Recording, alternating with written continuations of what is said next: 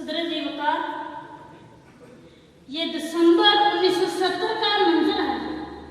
کہ متحدہ پاکستان کے الیکشن ہوتے ہیں جس کے نتیجے میں قومی نمائندے منتخب کیے جاتے ہیں، مگر سال بھر منتخب نمائندگان کو اقتدار نہیں سونپا جاتا، جس کی وجہ سے مشرقی پاکستان کی بڑی اکثریت کے سربراہ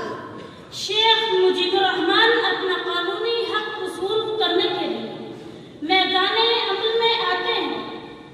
اور معاملات کو سلجھانے کے لیے اپنا 6 نکاتی فارمولہ پیش کرتے ہیں، لیکن ان کے 6 نکاتی فارمولے کے جواب میں ان پر غداری کا الزام تھوپا جاتا ہے۔ پھر جنرل نیازی کا آپریشن اور شیخ مجیب کی گرفتاری جلدی پر تیل کا کام دیتی ہے۔ صدر وقار، مذاکرات کے راستے کے باوجود ہماری قیادت اپنے ہی ستوتوں کے خلاف طاقت کا استعمال کرتی ہے۔ یہ طاقت کا استعمال اسے اس وقت مہنگا پڑتا ہے جب انڈین آرمی جنرل نیازی کو مکتی بہانے کے حوالے کرنے کی دھمکی دیتی ہے۔ پھر جنرل نیازی اپنی جان کے خوف سے 90,000 پاک آرمی کے ساتھ انڈین آرمی کے لیفٹیننٹ جنرل اجیت سنگھ کے سامنے سرنڈر کر دیتے ہیں۔ تو وہ 16 دسمبر 1971 کا دن ملکی تاریخ کا وہ شرمناک سود لے کر شروع ہوتا ہے۔ اس دن کا لگا دبا آج تک نہیں دھویا جا سکا۔ اس اندوہناک کیفیت کو دل و جان سے محسوس کرتے ہوئے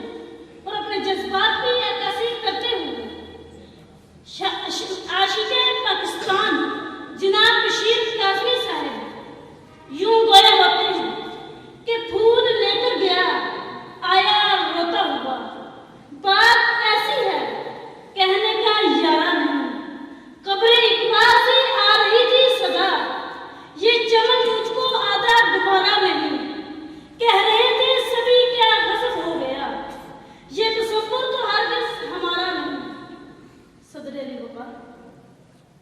مذہب کو پرسنل معاملہ سمجھنے تصور تو ہرگز ہمارا نہیں، چڑھتے سورج کو سلامی دینا یہ تصور تو ہرگز ہمارا نہیں۔ پھر شاعر یہ کہنے پر مجبور ہوتا ہے اپنی ملت پر قیاس عوام میں مغرب سے نہ کر، خاص ہے ترکیب میں قوم رسول ہاشمی، خاص ہے ترکیب میں قوم رسول ہاشمی۔ آپ کی سنت